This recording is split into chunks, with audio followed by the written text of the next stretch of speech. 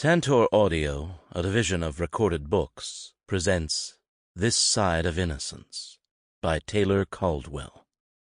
Narrated by Paul Woodson. Part 1. Chapter 1.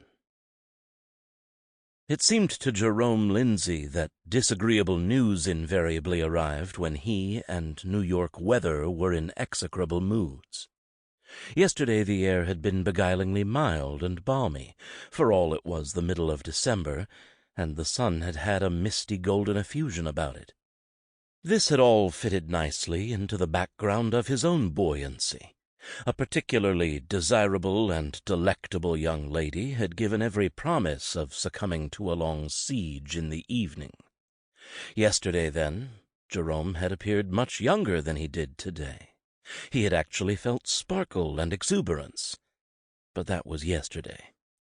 Today he felt more than senile. It was a senility mixed with various sensations of anguish. He was almost prepared to admit that champagne did not agree with him.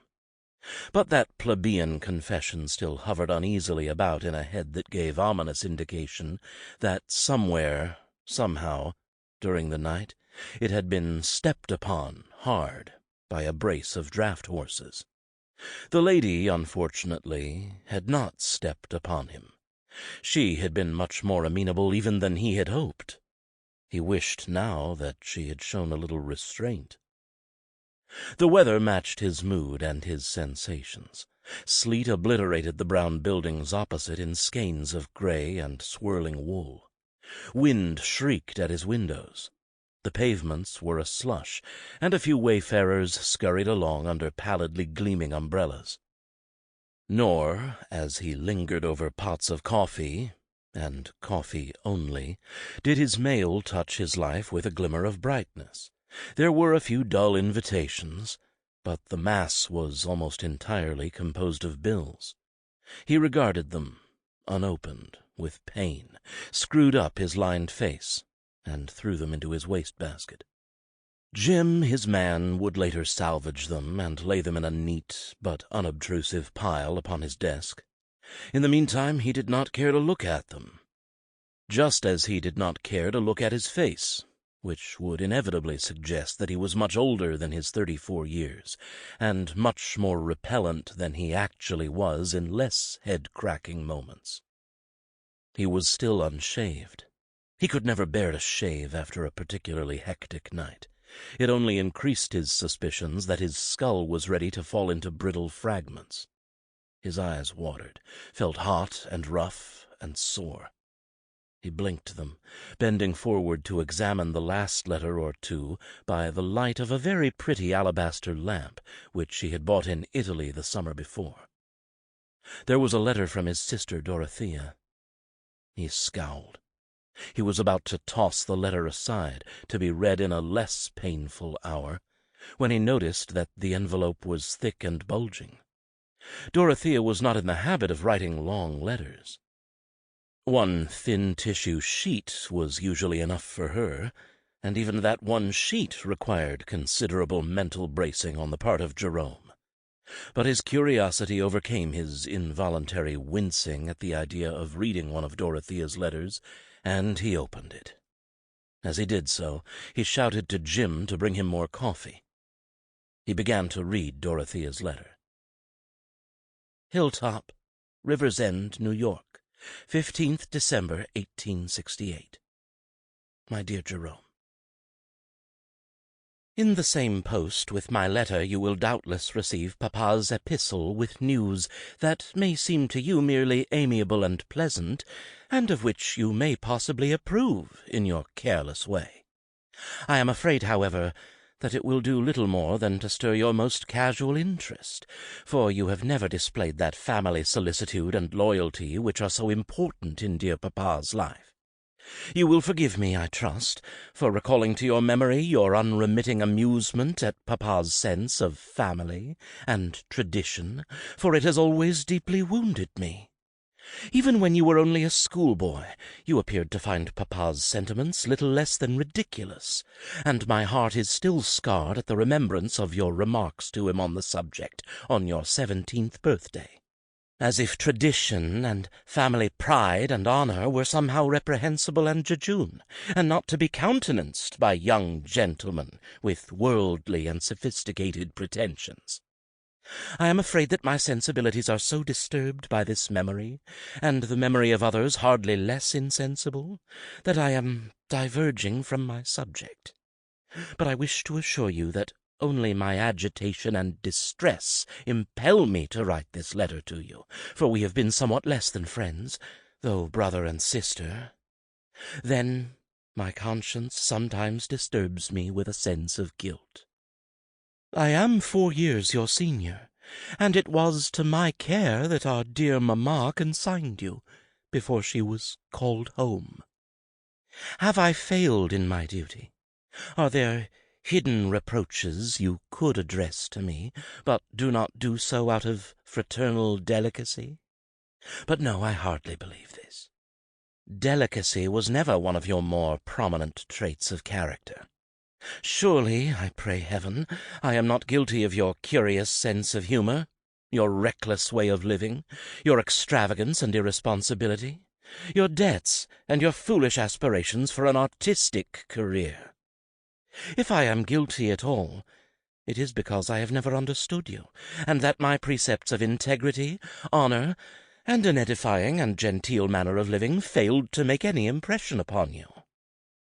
I hope and pray in my heart that darling mamma will not greet me with sad reproaches when I join her in those quiet fields of peace after my earthly journey is completed. I have done my best, and I may say this in all humble sincerity."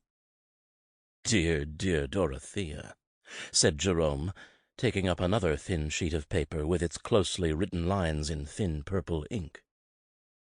"It is to be understood," Dorothea continued in writing that rapidly became more agitated, "that as you have taken so little interest in family affairs in the past years, because of your peregrinations through Europe, your long and indifferent sojourns in New York, Boston, and Philadelphia, and your residence among worldly ladies and gentlemen without probity and a serious regard for the problems of the world, that the news that our cousin Alfred is about to marry again will do little more than to cause you to raise an eyebrow.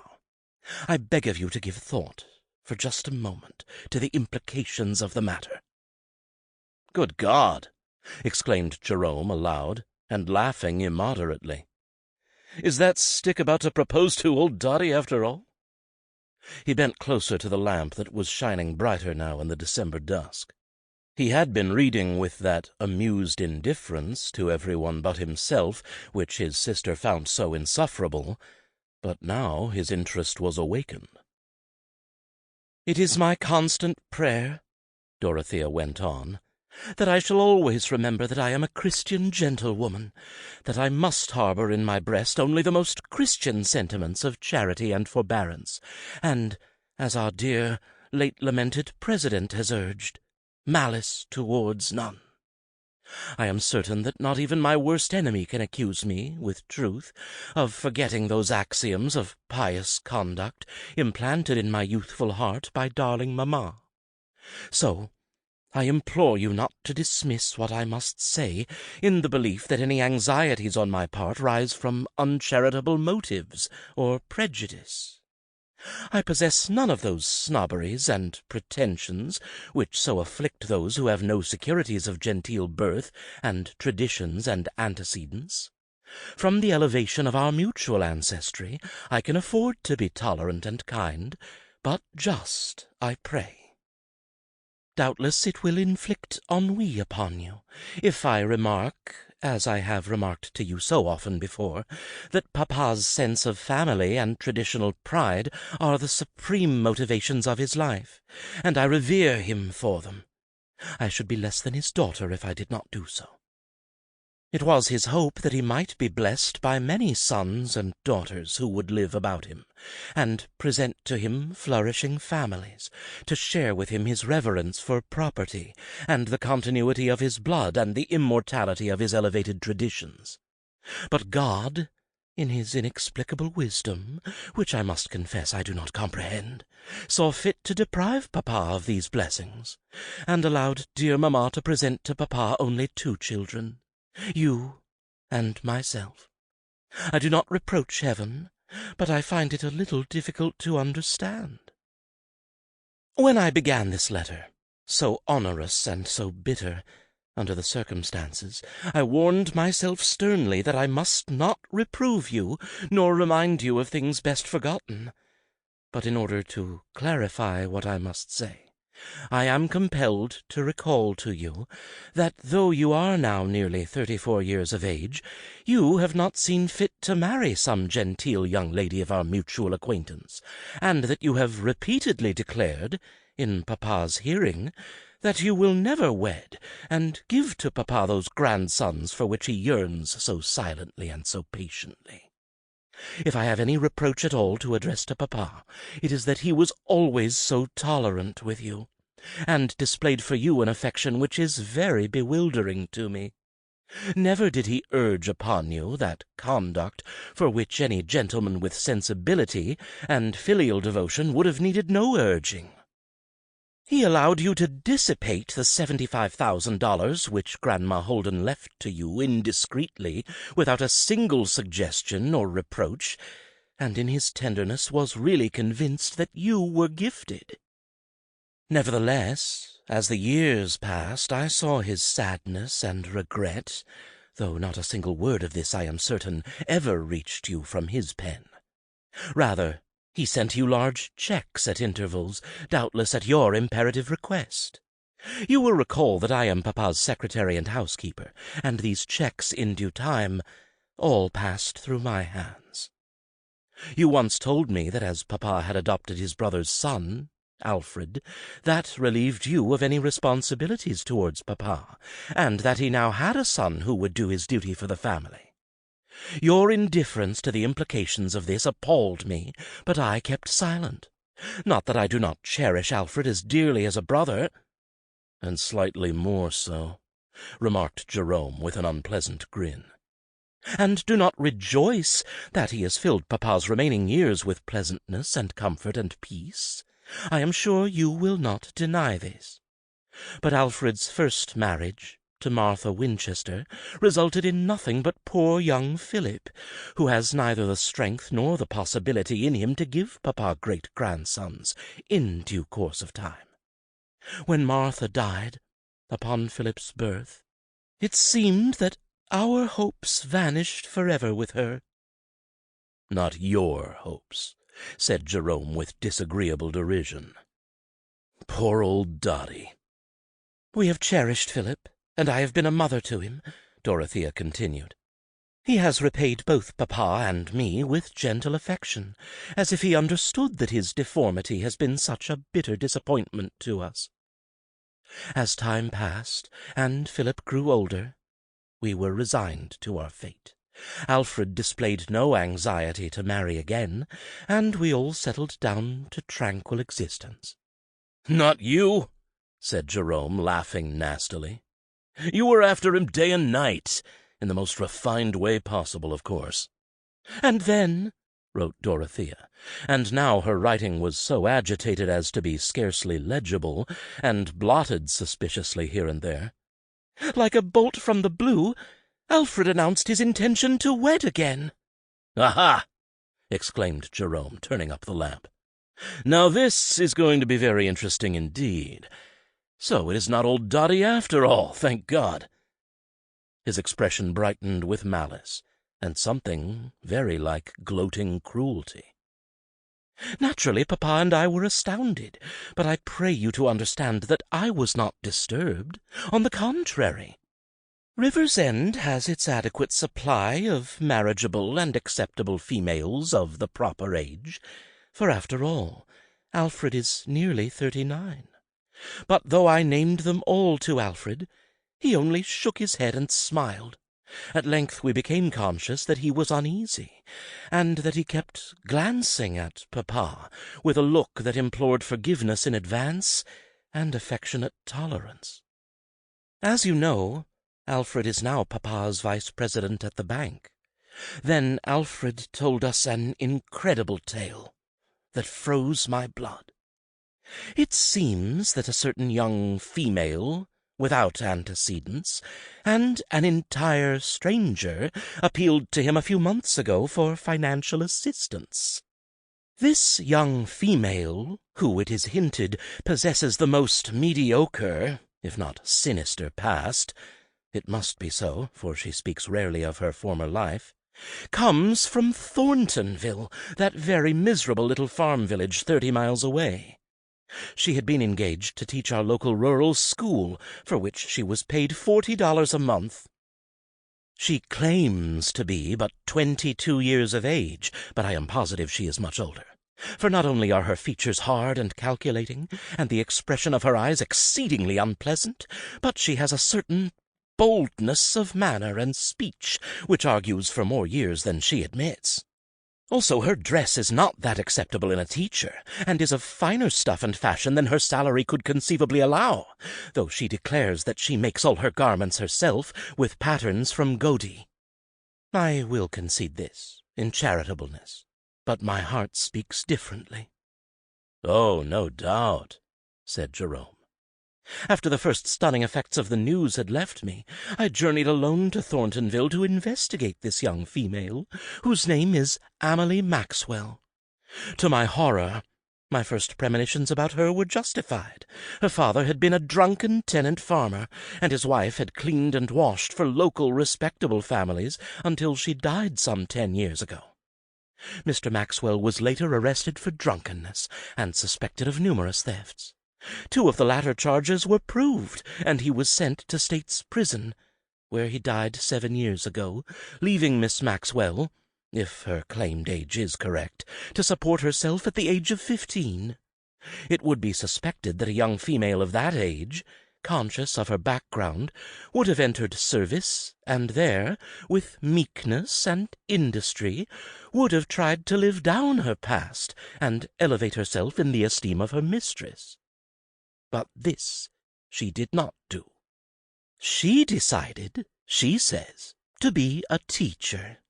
She declares that from her earliest youth she was disturbed by the illiteracy of the poor, and that she intended to alleviate this with her own labors. When I remarked to her that God, in his wisdom, designates to each man his proper station in life, and that it is impious impudence to attempt to overturn this all-wise design, she laughed coarsely in my face. Coarseness, I may say now, is her dominant characteristic. She has no modesty, no gentility, no presence, no graces. She utters language that no female of delicacy and breeding would utter. She has the boldness of an uneducated man, and I have often heard her swear like a groom. Alfred, in his fatuousness, finds her amusing and refreshing, and he dotes on her like the elderly man he is, as though she were his daughter, but I have discerned at times that she embarrasses him. In his lack of a sense of proportion, he actually pleaded with me to be a mother to the girl, though I am but 38 myself, and certainly possess too much breeding to associate with one so bereft of all genteel traits." "Good old imbecile Alfred," cried Jerome with enjoyment. "Alfred must feel some lack, Jerome, or he would not have made this insulting and preposterous request of me, and the further request to teach Miss Amalie the most rudimentary arts of proper social intercourse and behavior. I promised to accede to his request, and, crushing down my sense of grief and outrage, I invited the young woman to sojourn with us until her marriage to Alfred, which has been marked for Christmas week. She, willingly enough, abandoned her mission to elevate the children of the poor, which proves her innate hypocrisy and wiliness, and has now taken up residence in the Rose Suite. To prove to you her complete lack of understanding of all delicacy and propriety, She accepted nearly $1,000 from Alfred and went to New York in my company to purchase for herself a most flamboyant and indiscreet wardrobe. This is her trousseau. Such bonnets, such daring gowns, such colors not at all befitting the future wife of Alfred Lindsey, such lack of taste and discretion. There is a certain red gown of which the less said the better. Jerome, I implore you to understand. You know Alfred, his sobriety, his integrity, his single-heartedness, his sense of duty and responsibility, his soundness of principle, his probity, his devotion to family tradition and to dear papa, and his position at the bank. And think then of this reprehensible female, without background, delicate education, and decorum, the daughter of a drunkard and a washwoman, as our Alfred's wife. I beg of you to believe that, had this creature possessed the slightest humble knowledge of her overwhelming good fortune, had she appeared aware that her guardian angel had conferred upon her the most astounding fate, had she admitted that she was deeply fond of Alfred, and was preparing to make him a devoted and docile and grateful wife, I might have forgiven her, and attached myself to her as an older sister. But, incredible though this seems, and I hardly expect you to believe me under the circumstances, her attitude indicates that it is Alfred who has been singularly blessed, that it is Alfred who has been selected by heaven for great good luck, and that while she is moderately attracted to him, it required months of the most sedulous courtship and pleading on his part to induce her to consent to be his wife. I know that you will laugh incredulously and with anger at this, and despise this creature for her lies and shamefulness, when I, concealing my pain and disbelief, indulgently asked her why she had finally consented. She laughed and said, "My room is so cold in the winter, and I'm getting tired of meat once a week." She is coarse, full of impertinence, and effrontery, and arrogance. I cannot impress this too deeply upon you. Think, Jerome, of the significance of all this. She will be Alfred's wife, the mother of his children, who will then inherit the bank. You have long assured papa that you wanted no active part in the bank, that nothing would induce you to live in River's End. But I beg of you to think of this woman and her heirs as inheritors of the bank founded so long ago by great-grandpapa, who was second cousin to Lord Brandon in England. Can you contemplate such an interloper in our life, such an abandoned creature? Does it not stir your careless blood to conceive of her children as the recipients of the wealth and prestige of our family? What shall we, the true descendants of great-grandpapa, inherit? We shall be defrauded and thrown out by the children of a woman whom charity forbids me to describe too fully. Jerome lifted his eyes from the letter and stared before him. For the first time, his face was grim. "Damn," he muttered, scowling. His hand fumbled absently at the silver box of cheroots at his elbow. He found a cheroot, put it to his lips, but did not light it. An excellent diamond twinkled on his hand in the lamplight. Good God! Now this was something not to be regarded with laughter or ridicule. It was damnably serious. He cared nothing for the bank so long as the checks came regularly, but would the checks come so regularly after papa's death? What a fool he was not to have thought of this before. It seemed incredible to him that he had been possessed of such folly. He was not even young. He was 34. There was no excuse for such confounded lack of intelligence. An adventuress, by God! A trollop and a strumpet, entering that old house on the hill and wielding sway over the household and over the money. What possessed that incredible ass of an Alfred? What possessed his father? Now his disturbed and irascible eye fell on another letter. It was from his father, he knew. He flung Dorothea's many tissue pages upon the floor and seized eagerly on the other missive. His hands trembled somewhat, with a chronic tremor. This annoyed him for the first time. He saw that the first two fingers of his right hand were darkly stained with tobacco. and he grimaced. His tongue was thick, his stomach nauseated. $500 spent last night, and all he had in return was buckets of ice-cooled champagne, grinning strumpets, and a sojourn in a bed not his own. And now this. He tore open his father's sealed letter and began to read, bent towards the light. The letter was comparatively short and full of quiet dignity. Jerome's livid face softened involuntarily as he read, and he did not notice the green slip of paper that fell from the pages. My dear Jerome, I am sending you the $1,000 you requested, and I hope this will be enough for a time. But, dear boy, do not hesitate to ask for more if it is necessary, even though your customary allowance is not due until February. I write this now to ask you to a wedding. Does this surprise you? You know I have long urged Alfred to remarry, and it had been my secret hope that he would ask for our Dorothea, who has long been the mainstay of my existence, and is eminently suited to be Alfred's wife. I believe I do not violate her inmost heart when I suggest that she has always been very attached to Alfred, and that his marriage to Martha was a blow to her. After Martha's death, I began to hope again. She has been so devoted to young Philip, and Alfred was sincerely grateful. The marriage would have been ideal. But it was not to be, evidently. He has chosen a young woman, a school teacher in the village. To my regret, she is not a real resident of Riversend, and has no family of position. Moreover, she is very much younger than Alfred. 17 years, in fact. I would have chosen otherwise, had it been in my hands. But one does not quarrel with circumstance. However, I am not too unhappy. Miss Amalie is a young lady of spirit and originality. She is very talented with brush and canvas, and can play the pianoforte with amazing sympathy. Her gifts are all natural, and entirely uncultivated. She has a surprising wit and intelligence, and amuses me for hours together, which is very kind of her. I find my invalidism too confining for my taste at times.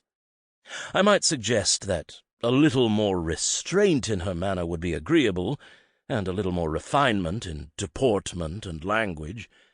But I am old, and possibly my taste is old-fashioned also, and not modern in all particulars.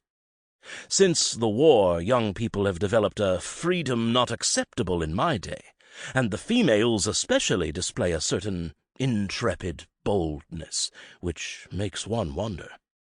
However, one cannot restrain the times.